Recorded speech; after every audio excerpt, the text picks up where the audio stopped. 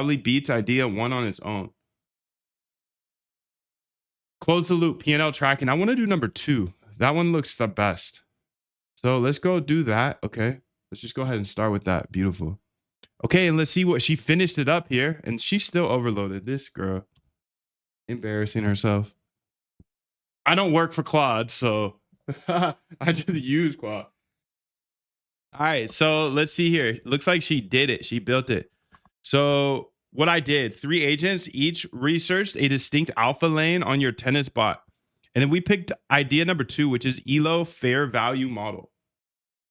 Built as new files, leaving your OG, April, etc. still untouched.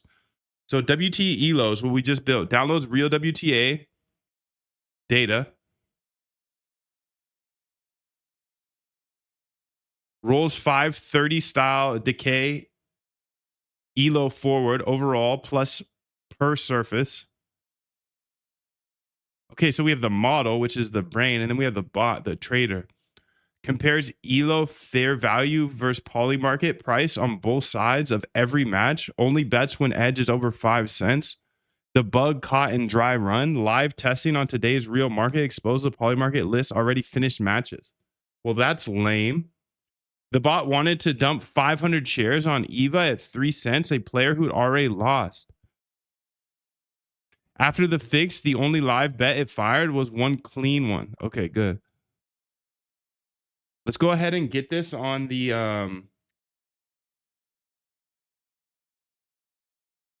going to write this down because now I have this I can test here. So I'm going to go ahead and write it down first because then I can come back to it and test it. Now, I don't know if you know my process. I do give you the roadmap when you join. So for those that are in here right now, you can see the roadmap. This is my process of automated trading, moondav.com/roadmap.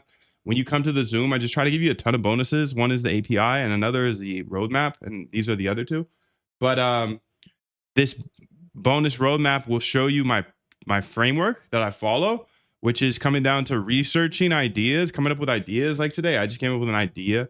Like go through and figure out based off of what I have in the past, what I'm doing with the tennis, and then go ahead and make it better. Okay, then I'm backtesting those ideas. A lot of these can't be backtested, unfortunately, because it's a poly market, but then I incubate. So the next step here is incubating with small size. And the reason I use small size is because I don't know if it's actually going to work in the future. And a lot of people will just tell you that, oh yeah, the backtest is going to go ahead and print you money. It's like, that's not true, dude. It's not true. So I like to be authentic here and show you what actually the actual process I do. Okay, I'm going to go ahead and start this next bot. So you can see I'm moving on to another bot. So Claude is able to build anything that I please. And she's giving me great ideas here as well.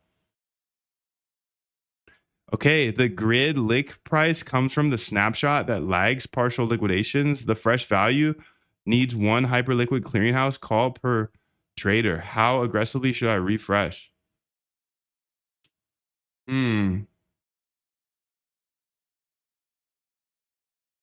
So the architecture, the grid, render on snap shows p.lick price from the Moondav API.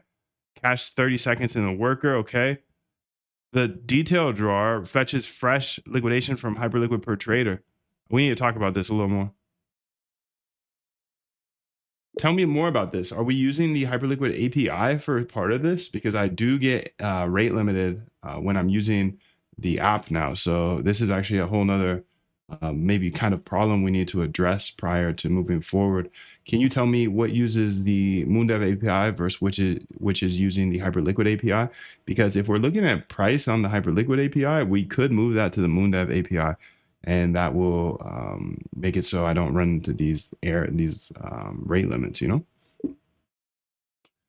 So you just can't have a workflow like this without using Claude Code. I'm sorry, you can't. I mean, you can use Codex as well. That's fine, or some other coding thing. But I just wanted to make sure that you know that whether you're attacking poly market, hyperliquid, whatever you're building for, dude, at the end of the day, you're not going to be able to compete if you do this by hand. I was telling you about my friend who's a PhD, and they're telling him to use AI like a freaking Stone Age person, dude. It's crazy. IntelliSense. Fill in the rest of this code for me. No, dude, we use Claude Code. No, we don't copy and paste from ChatGPT. No way, dude. I think you get the point here. You can see I'm building out my third or my second bot up in the top left. And here I'm working on this one as well. And then down here, I'm working on this liquidation map. Essentially, I can see everybody's liquidation points here. For example, I'm watching this hyper liquid trade go on, and you can see there's a $1.1 million liquidation, a $1.5 million liquidation. So there are a good amount of people here on the chopping block